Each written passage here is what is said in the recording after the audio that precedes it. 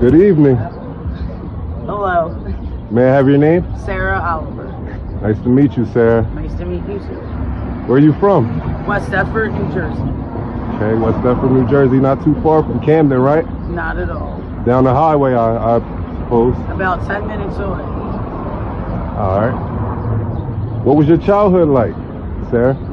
My childhood was a little crazy. My mom was a drug addict. My dad was an alcoholic. When she went to prison, I lived with my grandparents. And when she got out of prison, she was very institutionalized. So my life was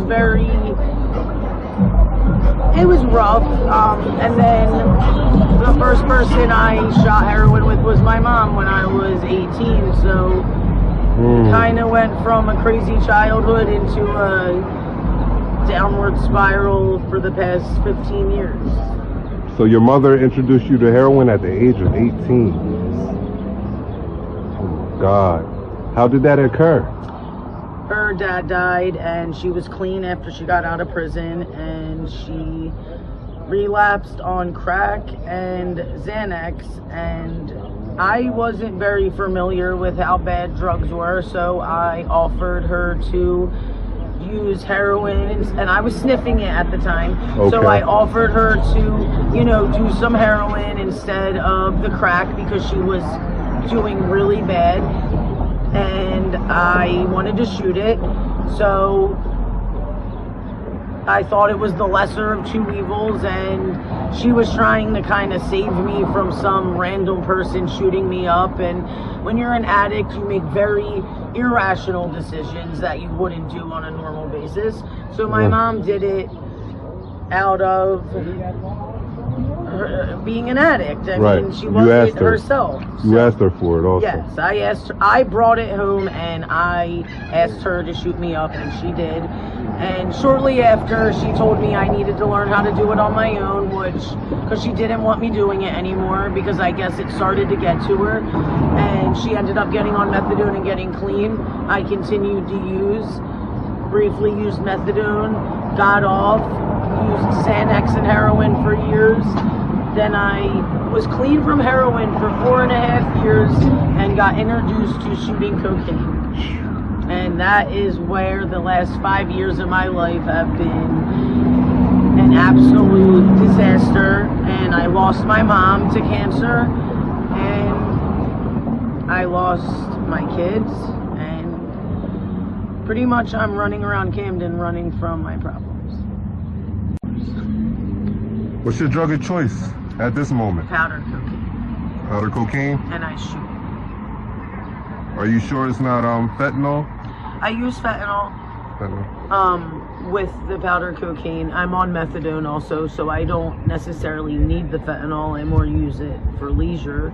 I don't get sick without it because of the methadone. But primarily speedballs, the fentanyl and the cocaine together.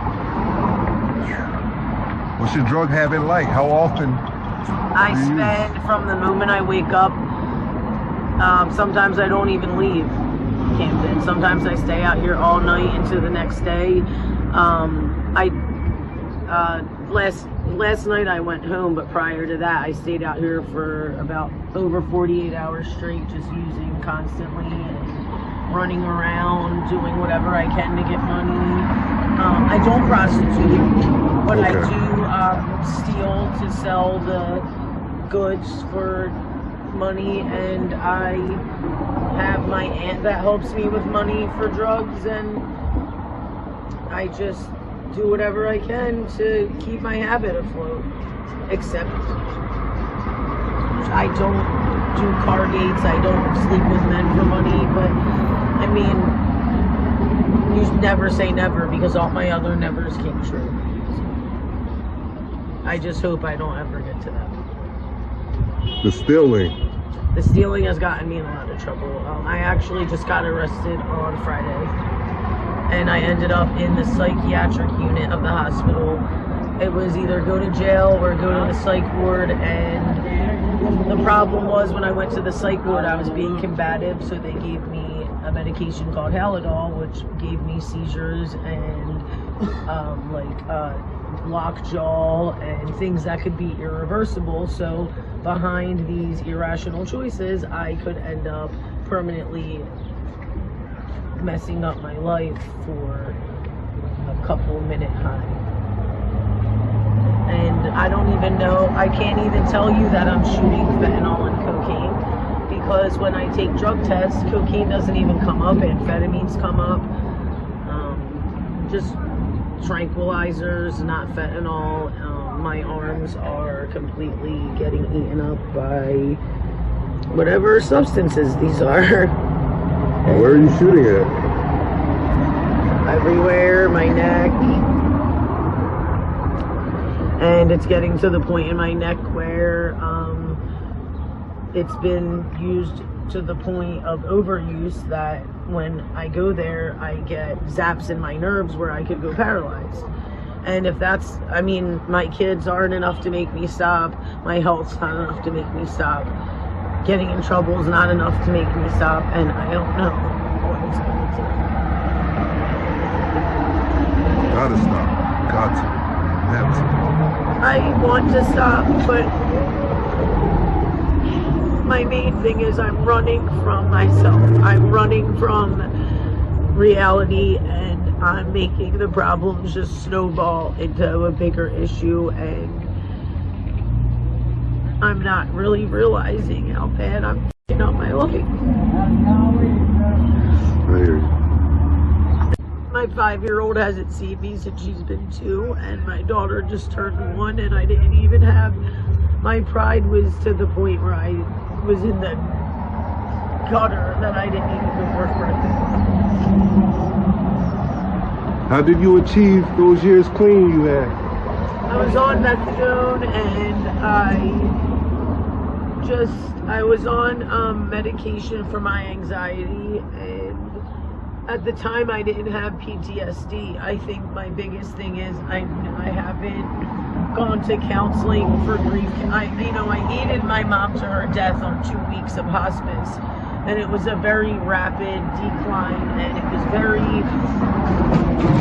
very hard to watch, and my mom was my best friend, and it causes a lot of nightmares and like flashbacks, and a lot of my usings to not deal with that. And I think, proper counseling, therapy, and things like that would be a better route to take than running around Camden and destroying my life. Definitely will. Do you think you need help seeking those? I think help, I mean, it would be nice. I mean, I know a lot of the avenues to take to get help. I think I just need to be ready. I mean, I could be forced to go to treatment. It's just, what length am I willing to go to stop? And it's at this point, I'm willing to take the length to get high more than I'm willing to take the length to stop. And that's what scares me. Do it for your kid. I wish I could say that I could, but if I don't do it for me, I'm gonna be no good for her. And if I'm no good for myself, I'm no good for her. If any of your family members was to see this, you think they'll come out here and help you?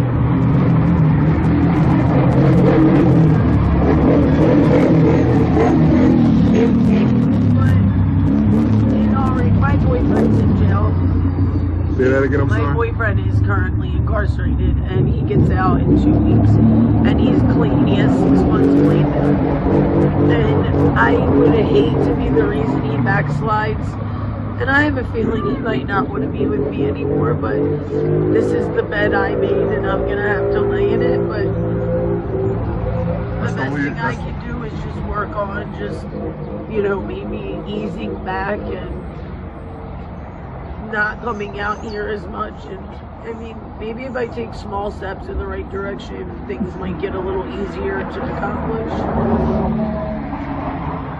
But sometimes, the right people seeing this, and maybe even watching myself talk about this might make me have a whole different perspective on the situation.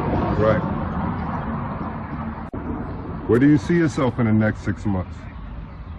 If I don't get my shit together, I don't think I'm going to be alive much longer. everybody's dying out here. If it's not from the drugs, it's from the infections. And, you know, in the past, like, month, I think 4 people I know from out here died from infections. One of them did commit suicide, but the other 3 died from infections. Them infections, man, it's getting bad. It's a bad crisis.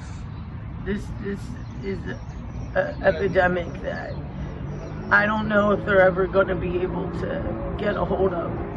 It's out of control and it's scary, and my biggest fear is either of my daughters being in the same position I'm in, because it would kill me.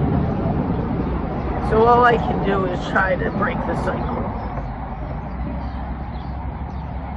What can you say about this city where you're using at, Camden, New Jersey? This city, it's not the city, it's the people from outside the city coming in. The city, it's not the city's fault, it's not the people that live here, it's a lot of the outsiders coming in, bringing the riffraff, and that's the unfortunate part. This city has a lot of potential. Do you see change for it? Definitely. I see them trying, and I hope by the time my kids are my age that when I drive through here, I can just picture it the way it was and just see a whole different area. You can make 3 wishes, what would they be? To get healthy, to be happy, and to have my kids. So I get the wishes fulfilled. Make the best effort. I definitely can obtain them wishes. I definitely can. I mean, it's just a matter of doing the footwork and more or less stop running from my fears. It's possible. Maybe you running into me was meant to happen. Maybe I needed to talk about this because I try not to talk about it. But maybe if I go back and watch it later and, you know, really think about what I need to do, everything happens for a reason. I didn't run into you by mistake. I'm happy to run into you too, Sarah. Not even gonna lie, I'm glad you got the event on my channel. Thank you. Best regards, Sarah. I'm gonna be praying for you tonight, okay? Thank you. My name's ATM Fox. Next time I see you, you're gonna be clean, or we're gonna be working on your progress, okay? Hopefully the next time you see me, I can do an update video of how much better I'm doing. Yeah, that'll be a blessing. That would. Join All Time Media's Patreon for exclusive content and behind-the-scenes content and face-to-face live video chat. Thank you, guys. The link is in the description below.